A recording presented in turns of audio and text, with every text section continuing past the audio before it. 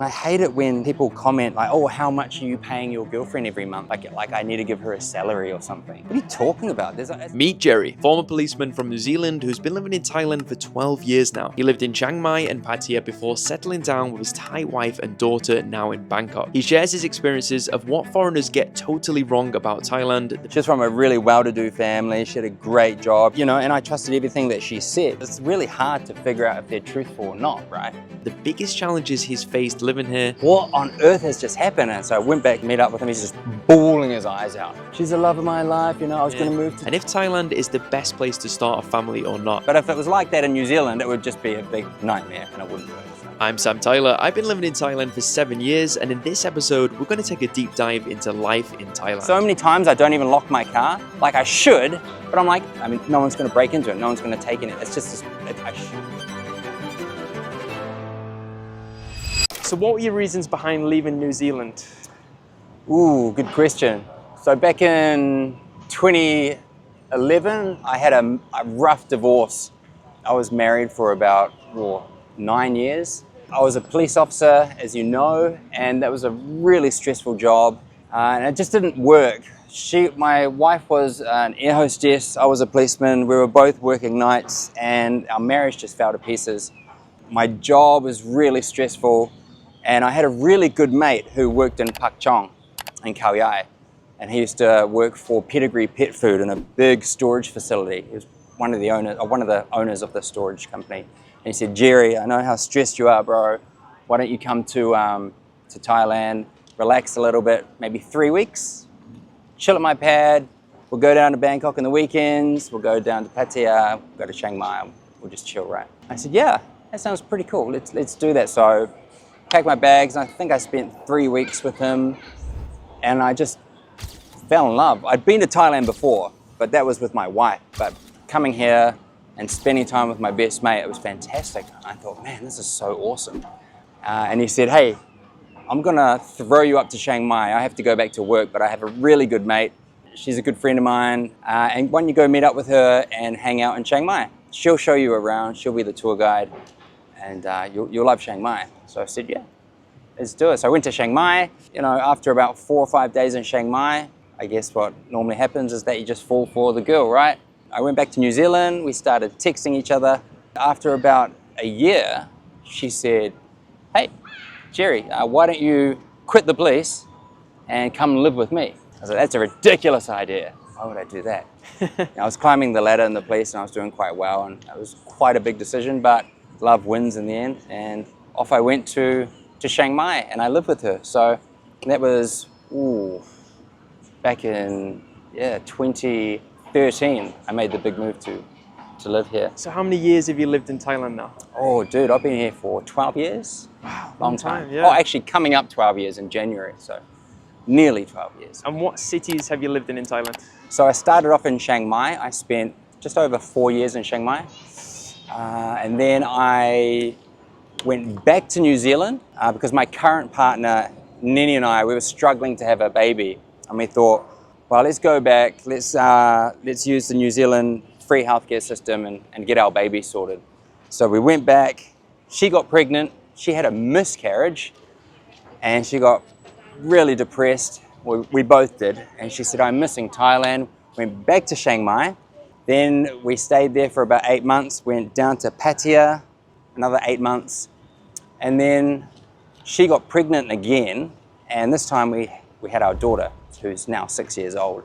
And we ended up going back to Bangkok and being with her parents, who helped really take care of our little girl for the first few years and even now. And we've basically stayed in Bangkok ever since. No plans to go anywhere else. So why did you choose to settle in Bangkok as opposed to Chiang Mai and Pattaya? Oh, this is a crazy long story. So when I first moved to Thailand, to Chiang Mai, I had a gym supplement business with another New Zealander who I invited over. We lost a ton of money. That went under, unfortunately. Being a foreigner in Thailand, we can't really do much else apart from owning your own business or being an English teacher. Or if you're specialized in IT, then there's lots of those jobs. But I wasn't specialized in IT, and so I thought, well, I might as well be an English teacher. So I studied at Chiang Mai University. got a teaching job in Pattaya, but it was just too hard having a kid, a young baby, and trying to raise it ourselves with no family around us. And my wife was like, man, let's just go back to Bangkok and just get the help that we need. So we moved back to Bangkok and lived with my wife's parents for a few years. Oh, not a few years, sorry, a few months. And they really helped out. Then we decided to just go out on our own and move out to Pathum Thani. That's another province just outside of Bangkok, and that's where we're staying now. So you've experienced quite a few different provinces Dude. over the years. Oh yeah, a lot. Do you have a favorite? You know, Chiang Mai is always going to be a top contender just because of the lifestyle up there. It's really cruisy, it's chilled out. But the only downside with Chiang Mai is that once you've experienced Bangkok and the awesomeness of all the amazing restaurants and bars and life here, it just doesn't have that, you know? So there's only so many times you can go out to, you know, the same old restaurants in Chiang Mai. I mean, they always got wicked cafes popping up, which kudos to them. Bangkok's just awesome, man. Just with all the restaurants, all the food, fun activities here. But I mean, Chiang Mai is nice weather. Apart from January to April, that's when all the farmers burn their farms. Ah, yeah, so the burning season. Yeah, like they burn and they cut all their crops of rice and corn. They just burn all the rubbish, and then they get stuck in the atmosphere, and it just becomes polluted and terrible. And you can literally see the smoke in the air for about 4 months. So we just thought, no way. Bangkok's cool, man. So Bangkok's number 2. Chiang Mai number 1. Bangkok's number 2. And Pattaya number 3 for sure. So Jerry, you've been here 12 years. Do you have any wild or weird stories over the years? I knew you were going to ask me that one. Yeah. So okay, this is one of the weirdest stories you'll probably ever hear. Before I was telling you about the girl that I'd met, and you know we were Skyping each other for a year. She invited me to Chiang Mai. I moved in with her. Everything was going really well with this chick. She was super cool, man. Cool personality. Came from a nice family. Cool friends. Really funny chick. One night, after about 2 months living in Chiang Mai, I woke up at about 2 o'clock in the morning, and she wasn't in bed. I'm like, where could she be? It's weird. And we were staying in like a townhouse that had like, I think 3 levels. And so I thought, wow, she's probably doing work on the 2nd level. So I walked down to the 2nd level and I heard her voice. She was talking to someone on Skype. And I was like, okay. And I just peered around the corner because I was hanging out on like a stairwell so she couldn't see me. And she was facing me with her iPad, but her iPad had a reflection on the window behind me and I could see everything. And it was a guy, a foreigner, a Westerner, European. I started listening to the conversation and she was like, oh baby, I miss you so much. It's been so long since I've seen you. I can't wait for you to come over. All this shit. I was like, whoa, this is great. This is weird. It's like a nightmare, man. I've quit the place. I've moved over. My whole life is now in Thailand with this chick. And you start spinning and freaking out. And I just climbed the stairs and I just tumbled back into bed and I waited for her. After about 20 minutes, she comes back in. And at the time, I had recorded on my phone the conversation with the person that she was speaking to. And I just started playing it in bed. What's this? And she's like, what's what? And I go, this guy you're talking to and, saying you love him. Like, what on earth is going on? And she was so manipulative. She was such a good talker that she had managed to convince me.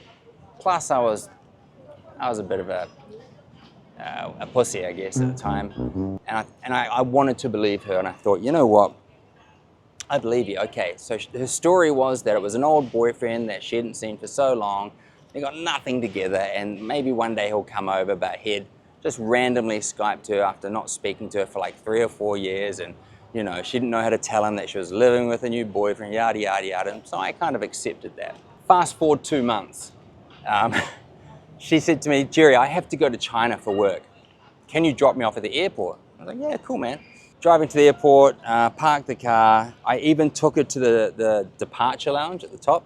I said, okay, sweet, I'll just wait here until you go through the gates. And she's like, nah, you don't have to wait with me. You just go, I'll see you in about a week. I was like, okay, cool. Went back downstairs and And that was it. And the next night, I was walking down Neiman, one of the main streets in Chiang Mai, and I went down a soy because I think they had a Japanese restaurant that I really liked back then. I thought, I'm gonna go get some Japanese food.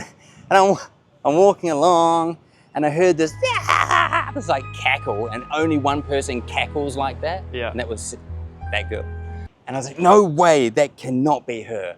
I looked in, it was like a bar, an outside bar. It's like such a typical like foreigner bar with like a bamboo hut thing with like tickies everywhere, and you know, foreigners sitting outside. And I saw a group of about 5 guys, European guys, and they all had girls sitting on their laps, and they were like laughing and having shots and stuff.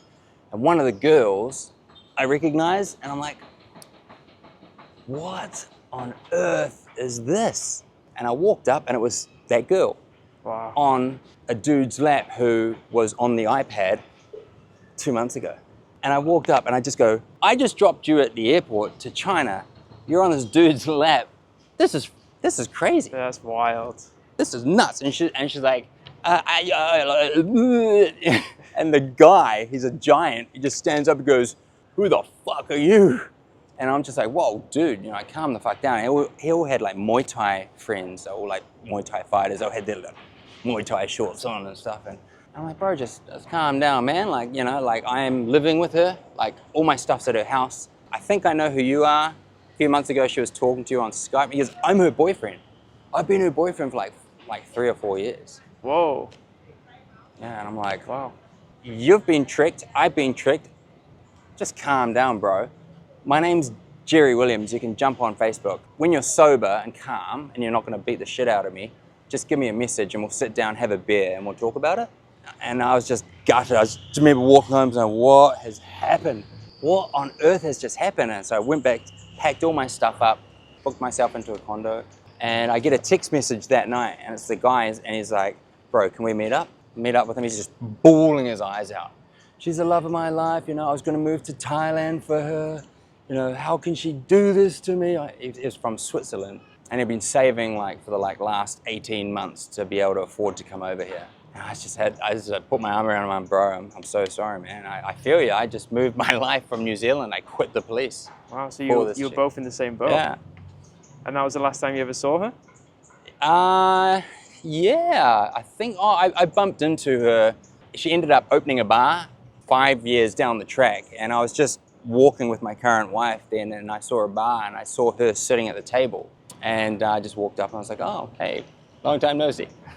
And yeah, she's like, this is my bar, and that's it. Yeah, it's crazy, eh? So for guys coming to Thailand, what advice would you give them so they don't get themselves in this sort of situation? Ooh, do your research, man. I mean, you're lucky because now you've got so much social media. You know, back in like 2013, 2014, there was social media, but it wasn't as in-depth, right? So you could probably do your due diligence and maybe talk to their friends or find out who their friends are and message them. I mean, it's so hard, dude. It really is hard because, you know, this girl wasn't like a bar girl or anything. She was from a really well-to-do family. She had a great job. She was like a pretty high-up marketing manager for a big company. You know, and I trusted everything that she said. But if you're living in another country and, you know, you're talking with each other, it's really hard to figure out if they're truthful or not, right? I wouldn't move over straight away. I mean, it took me about a year and I was still caught out, right? So, and I thought I was a smart dude as well. You know, I'm like, ugh, no one's gonna trick me. Yeah, I'm too clever, you know, but no way, man. I got absolutely slammed hard. Yeah, and so sometimes you need these kind of experiences to grow yourself, really. Oh, dude, totally, man, totally. And it's like, yeah, you grow from it, you learn from it. Mostly not to trust people so easily, which, you know, in Thailand, and that goes for like meeting friends as well here. You know, there's a few people I've met here down the road that seem nice enough, but, you know, they're not who they say they are. So you just have to be careful. It's not just for women, it's for anyone that you meet here. So what's it like to actually, you know, settle down and have a wife and have a family now in Thailand? Oh, that's awesome, man. I mean, it's always a learning curve. You're always learning new things, especially with the culture. Schooling is really expensive if you want your kid to be going to an international school or a bilingual school. That's one thing I've picked up and I've had to fork out for. My daughter goes to a bilingual school. It's pretty expensive. So how much is that per year? Oh, that's about, her first year is about 230,000. That's not like an international school. That's like a basic bilingual school out in Lamluka, which is not even in Bangkok. It's in Pathum Thani. So I can imagine how expensive they would be in town, more so than where I am. But no, it's great. It's great, man. It's cool because, you know, having a daughter in Thailand teaches me a lot about Thailand, more than I didn't know as well. Like, for example, language. You know, I've got a very simple Kiwi brain. We only know one language, and it's so hard to pick up another language. But having a daughter around 24/7 who's learning Thai and English, you know, she's trying to figure out what the words are, and I can kind of see it and go, aha, that's what that means. For so many years, no one's been able to explain to me what that is, and when I can use it in context, now I know. So yeah, so it's been teaching me. She's a great little teacher. Whenever we go out to the market, if I'm stuck, you know, I know survival Thai. I don't know in-depth Thai. I know enough Thai to get by, do my daily activities, but I can't just stop and have a great in-depth conversation. I want to, I just can't. So having my daughter around, she's a real good teacher for that. So you mentioned about school there. What's your experiences with the education here in Thailand? Ooh, yeah, the schooling's different from schooling back in New Zealand, where, you know, a lot of our primary and intermediate schools, middle schools, not so strict on study and homework. But in Thailand, there's a lot of like, study this, this is your homework, you know, and from a very young age as well. And it's not just Thailand, it's like an Asian thing, it's, you know, Chinese, Japanese, Korean. But we didn't have that back home in New Zealand. You know, we're just like, let's go out and play, you know, we're home at 3:30 in the afternoon. But kids, you know, go home, homework, you know. So that's a big difference. Also, you know, I have found some of the teachers really good teachers as well. A lot of my friends are teachers who are really onto it people. But then there's also other teachers that shouldn't be teachers too. So there's a mix of good and bad. I can't really make a big generalization about it, but I mean, I guess it's like anywhere. You have your good and your bad, really. Yeah. Like, from what I've found, it's been overly pretty good. And what do you think are the biggest misconceptions from the West about Thailand? Oh, dude.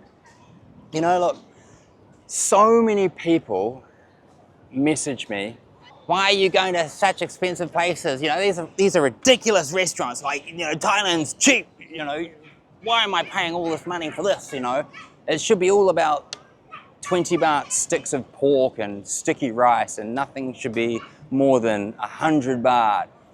That's a big misconception, especially in Bangkok, man. Like, Bangkok has such a range of stuff. I mean, we've got the most amazing 5-star hotels, fine dining restaurants, and we have the most amazing local markets too. So, you know, people have to realize Thailand is not like what's portrayed on like people just eating street food all the time. Like, Thailand has the most luxurious side that, you know, people don't really know about. And so, yeah, that's one thing. Another is that, you know, the women here, you know, they're not all for dating a flung guy and to get their money. You know, that's such an old school way of thinking. It's such bullshit. So many women I know, just independent women that focus on career. You know, they don't want boyfriends. They just, you know, big family ties. They just want to be, you know, having fun and independent. And I hate it when people comment like, oh, how much are you paying your girlfriend every month? Like I need to give her a salary or something. What are you talking about? It's like a small population of people in Thailand that's applicable for, you know? Oh, and the whole lady boys thing as well. Like, oh, you know, I bet she's a lady boy. You know, such like archaic thinking that like any pretty girl would just be this lady boy. I mean, lady boys are cool and they're accepted and they're nothing different from anyone else. And I hate it that so many people on social media think of them as something else. You know, like some sort of like freak. They're not at all. Like, and that's what people need to start realizing, and they should be accepted. So yeah, that's another one. There you go. So after 12 years in Thailand, Jerry, you must have found some challenges so far, right? So what would you say the biggest challenges for you with living in Thailand? Traffic is quite a big challenge. Yeah, especially in Bangkok. Yeah, coming from New Zealand, we complain about getting up at 6 o'clock in the morning and having to spend 40 minutes to go to work in traffic. You know, like, man, they don't know the problem, dude. Like, I live out in Lamluka and I have to come in here to do social media work, and that takes us about 90 minutes there and 90 minutes to 2 hours to get back. And if we hit work traffic, that's 3 hours back. You know, now that's traffic, and it's frustrating as well. But you just have to accept it. And the traffic and the road rules are pretty crazy, but it's chaotic, but it works. But if it was like that in New Zealand, it would just be a big nightmare and it wouldn't work. So you mentioned there about creating content. So you've transitioned now from a policeman to teacher, and you also do content at the same time? That's right, yeah. So I started my social media channel on TikTok about 18 months ago, and I just started reviewing food just to make something of it, really. I thought, you know, look, I don't want to be a teacher. I mean, teacher's cool, but I want to do something that I want to do that's fun, that can generate income for my family. And so we just started doing restaurant reviews. Hungry Hub then hired us to do a lot of their work, and we're like, well, this is cool, this is fun. And then more restaurants and people reach out and say, hey, I like your videos, can you help us do a video for our restaurant? And then it just kind of snowballed to the point where now it's a full-time job, and it's like quite mind-blowing, to be honest, man. It's just a dream come true, yeah. And how long have you been married now? Oh, coming up 12 years. 12 Actually, years. no, sorry, 11 years. So yeah. what were the biggest culture shocks for you when marrying a Thai girl? Everything is family orientated.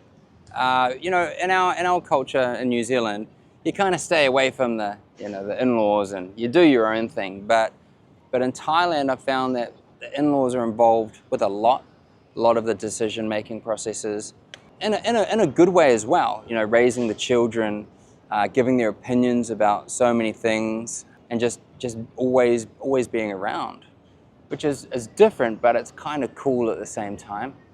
It's completely unique. And everything's about food. Everything is about food, man. Of Like, course. you know, and you're always forced to eat as well, even though you're not hungry. You know, they're like, eat more, just eat. And like, okay, I don't want to offend anyone here. Okay, I'll just eat. What's your favorite Thai food, Jerry? Oh, that's a hard one, man. There's so many dishes.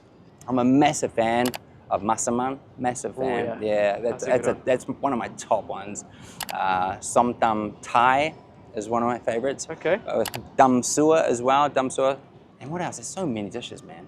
Pad Kapao? Pad Kapao, yeah. And you know what, man? Like, I'm not a massive fan of it. Like, I'll eat it. It's nice. But I wouldn't just go to a Thai restaurant and be like, right, Pad Kapao. You know, that would be like my third or fourth choice. Definitely has to be a lot of protein. Like, I love gai yang, you know, mu yang, a lot of grilled pork, a lot of grilled chicken. Mu ping? Yeah, mu ping's good. With sticky rice. Yeah, I love that. That's so good. Mu ping with sticky rice. Yeah, and naan prick as well. You know, you just dip the... I'm getting hungry now. Yeah, me too. So how has Thailand changed your life, Jerry? Oh, man. I mean, I was in a position... It was a really stressful job. I was dealing with drunks and violent people a lot. I was in a tactical policing unit, so I was working only night times, and the stress level of working and sleeping in the day, working at night, sleeping in the day, it's just so high. I feel like my health has probably improved a lot since I've lived in Thailand and not doing shift work, not doing a stressful job. I think my diet is probably a lot better as well. I eat a lot more vegetables here than I did in New Zealand, you know. I just eat potatoes. But here it's massive selection. Helicopter has entered the chat. Yeah. Yeah, I can... Get out of here. You're noisy. And what are the best things about Thailand for you? Ooh, the not having to get up at 5:30 in the morning to go to like a mundane job that makes you stressed out. That's pretty awesome. The food is incredible. Like, I mean, nowhere else in the world is as awesome as the Thai food. I mean, there's just a whole new level, bro. The people, everyone says the people, They're lovely, you know, they're kind, and a lot of the time they'll try to help you in the weirdest possible way. And also, you know, in New Zealand, we're dealing with so many like thieves and, you know, bad people all the time, and you had to lock your car, you'd get your car broken into, smashed windows, you know, you couldn't walk down the street in some parts with your phone because someone will grab it. In Thailand, man, dude, I've left like my phone on the bench at the gym for like an hour and a half, and I've been at home going, oh God, I left my phone at a crowded gym, gone back and it's still there. Yeah. Like no one even like picked it up. I think the safety in Thailand is on another level. Oh, it's just quite weird, man. So many times I don't even lock my car. Like I should, but I'm like, I know, you know, I mean, no one's gonna break into it, no one's gonna take in it. It's just, I shouldn't have that. That's just what happens when you live here for so long. You're just like, eh. Okay, Jerry, if someone's coming to Thailand, what do you think is the best advice that you could give to that person? Ooh, research where you're gonna stay. So many people have messaged me and gone, oh my God, I booked this beautiful hotel so far away from downtown Bangkok. Yeah. You know, like research it, man. Like find out the things that you want to do in Bangkok. Position yourself near the BTS.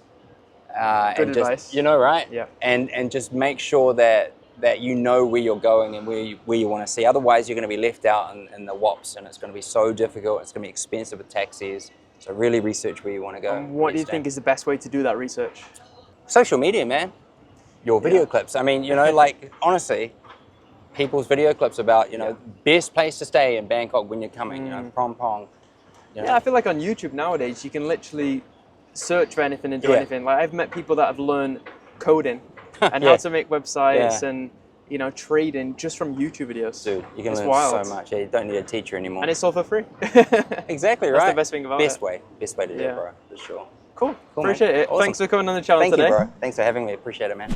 Big shout out to Jerry. And if you enjoyed this one, hit the like button, subscribe. See you in the next one.